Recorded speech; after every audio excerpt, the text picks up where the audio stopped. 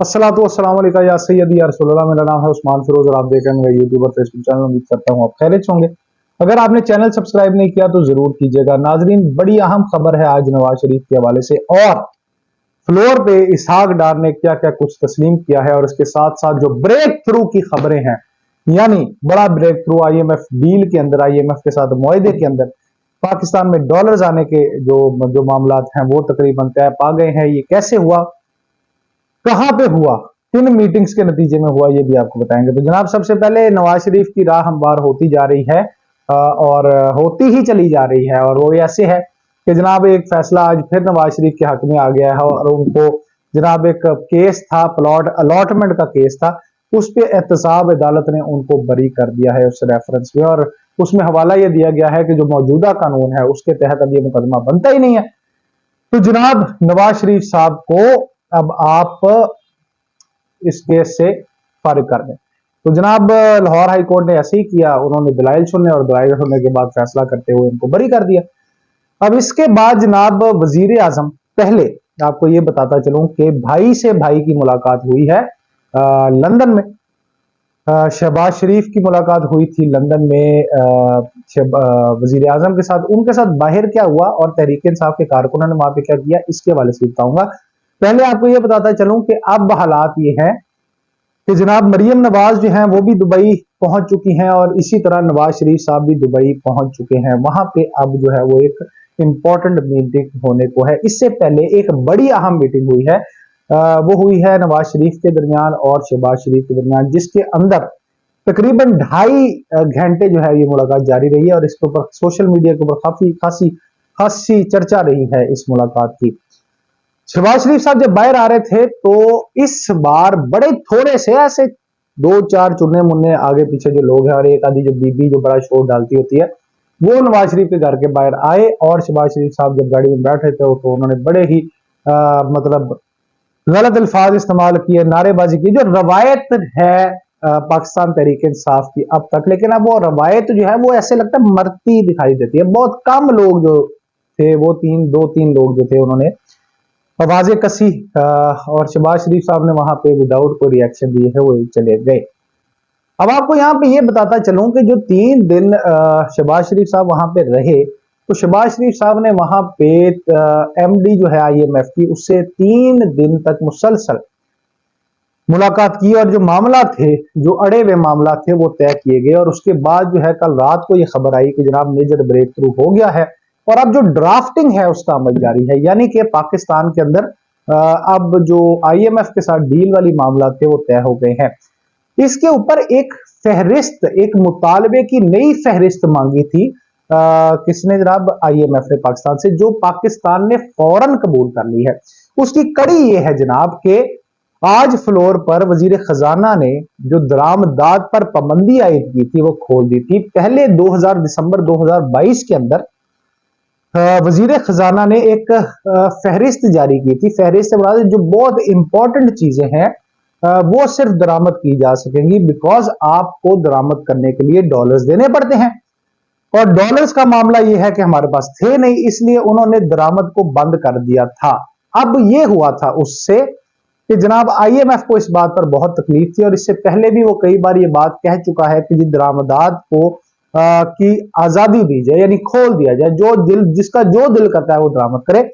अब इसके पीछे नाजरीन अमरीकी मफाद भी जरूरी है, क्योंकि ये बात समझें कि इमरान खान ने भी इस बात का तज़किरा अपने हालिया इंटरव्यू में किया है कि बहुत सारी चीजें जो है वो हमारा सबसे बड़ा ट्रेड पार्टनर जो है वो अमेरिका ही है। यानी अमेरिका, आईएमएफ दरअसल ये चाह रहे थे कि वो दरामदात जो पाकिस्तान ने बंद कर दी हैं, और उससे उनको जो है माली तौर पे धचका मिल रहा है। जाहिर है पाकिस्तान की भी 22-23 करोड़ अवाम है, और यहाँ की भी जरूरियात है, तो एक बड़ा वॉल्यूम जो है वो उनका भी कम हो रहा था। तो इसलिए उन्होंने ये शर्त आयद की है कि जनाब किसी भी तरह से दरामदात खोला जाए, जो कि आज एक और शर्त पूरी करते हुए वजीर खजाना ने खोल दी है। यानी अब एलसीज जो है वो जो बंद की गई थी उसका अमल भी जो है वो शुरू हो गया। लेकिन इसके साथ साथ एक बात उन्होंने जरूर की है इसहाक डार साहब ने, और वो ये कहा है कि जनाब अब डॉलर जो है वो भी एक सतह पर फ्लक्चुएशन उसकी बंद होगी। अब जब एलसीज खुलेंगी और दरामदाद होंगी, डॉलर शॉर्ट होगा। लेकिन यहां पे एक और शर्त रखी गई है, वो ये रखी गई है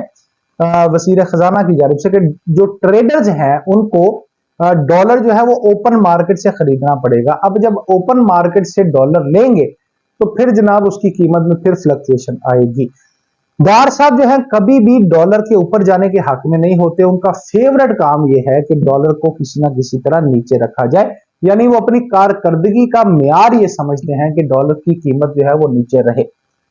इस बारे में जो सागदार साहब है वो काफी खुश नहीं दिखाई दिए, लेकिन उन्होंने जाहिर है घुटने टेक दिए हैं एक बार फिर, और ये शर्त रही सही, जो शर्तें थी वो भी आईएमएफ की मान ली है। अब यहां पे बुनियादी नुक्ता यह है कि इससे पहले भी कई बार ये कहा जा चुका है कि फाइनल ड्राफ्ट जो है वो रेडी हो रहा है। इससे पहले भी कई बार ये कहा गया है कि आईएमएफ जो है वो मान गया है किस्त देने पर, लेकिन वो जो मामला थे वो तय नहीं हुए थे। अब हमने ये देखना है कि ये मामला कहां तक जाते हैं, क्या वाकई पाकिस्तान को जो है वो मदद मिल सकती है, कर्जा मिलेगा या नहीं मिलेगा। बहरहाल एलसीज जो है वो खुल चुकी हैं और ट्रेड जो है वो ऑन हो गई है, और इसके साथ साथ जो है आप डॉलर को भी देखेंगे कि उसकी कीमत भी ऊपर जाने के कभी इम्कानात मौजूद हैं। नाज़रीन, इसके साथ साथ जो इसहाकदार है ना, उन्होंने कुछ और भी बातें अहम की। उन्होंने ये कहा कि जी ऐसे लोगों को मैं जानता हूं जो 3-3 तनख्वाहें ले रहे हैं, 3-3 पेंशन ले रहे हैं।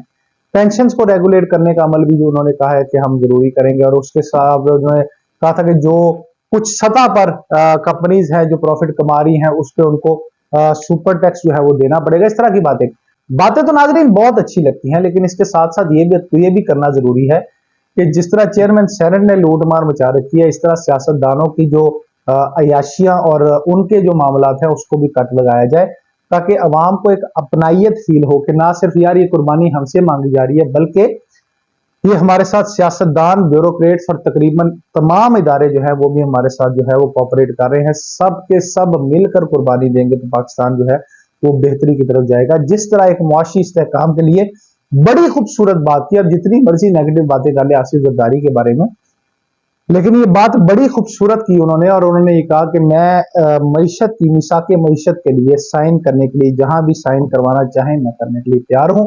और जो लोग बेवकूफ है वो लोग जो ये कहते हैं कि पाकिस्तान में अपॉर्चुनिटी नहीं और पाकिस्तान जो है वो ग्रो नहीं कर सकता, तो एक पॉजिटिव वाइब जो है वो उन्होंने दी है पीपल्स पार्टी की जानिब से, मतलब को चेयरमैन उनके। तो मैं ये समझता हूं कि ये बहुत जरूरी है। इस वक्त पॉजिटिव वाइब्स जो है वो मार्केट भी स्टेबल रख सकती हैं, अवाम में उम्मीद भी पैदा कर सकती हैं, और इस तरह की गुफ्तगू ही होनी चाहिए। क्रिटिसिज्म को कुछ अरसे के लिए हमें छोड़ना पड़ेगा, बेजा क्रिटिसिज्म। इसके साथ साथ नाज़रीन आपको ये बताते चलें कि मिफ्ता इस्माइल जो है वो पाकिस्तान मुस्लिम नून के पुराने मशीर भी हैं और बड़े पुराने कारकुन हैं। उन्होंने जनाब अपने तमाम तर पोजीशन से ओहदों से इस्तीफा दे दिया है, और उन्होंने जाहिर इख्तलाफात तो उनके बड़े पुराने चल रहे थे और इसहाकदार से उनकी इटकुटे की बात। और ये भी बात है कि जनाब पिछले हफ्ते ये खबर आ गई थी कि जनाब अगर वो इस्तीफे ना देते तो उनको खुद ब खुद जो है वो इन सीटों से फारिग कर देना चाहिए था। तो उन्होंने अपनी इज्जत बचाई, जान बचाई, तो उन्होंने कहा कि जनाब बेहतर यह है कि इज्जत के साथ ही जो है रुखसत कर लिया जाए अपने आप को। इसके साथ साथ यहाँ पे जो बात मैं आप लोगों को बताना जरूरी समझता हूँ वो ये है कि भारत जो है और अमेरिका ने एक बहुत ही बुरा स्टांस पाकिस्तान के हवाले से दिया है, और वो ये है कि मोदी की जब मुलाकात हुई है जो बाइडन से, तो उन्होंने पाकिस्तान को दहशतगर्द स्टेट जो है वो डिक्लेयर किया, क्योंकि पाकिस्तान से तो दहशतगर्दी जो है वो फरोग पाती है। यानी कमाल हो गया भाई इस बात पे, क्योंकि पाकिस्तान वो वाहिद मुल्क है जिसने दहशतगर्दी की वजह से बेतहाशा कुर्बानियां दी, जो शायद पूरी दुनिया में किसी ने दी, वो पाकिस्तान ने दिए। यानी पाकिस्तान का मतलब यह है कहने का कि पाकिस्तान दहशतगर्द क्रिएट करता है और खुद ही उसका शिकार होता है। क्या बात है आपकी। और ये चीज उनको नहीं नजर आ रही कि आजाद कश्मीर और जो कश्मीर है मकबूजा कश्मीर उस वक्त क्या हो रहा है, ये चीज बिल्कुल नजर नहीं आ रही जो बाइडन को भी, कि जनाब गासिबाना जो है वो कब्जा जो है वो कश्मीर पर जो किया गया है वो भी बिल्कुल नजर नहीं आ रही। ये भी नजर नहीं आ रहा कि एलओसी पर हर चौथे दिन जो मासूम शहरियों को शहीद किया जाता है भारत की रियासती दहशतगर्दी की वजह से, वो भी नजर नहीं आ रहा।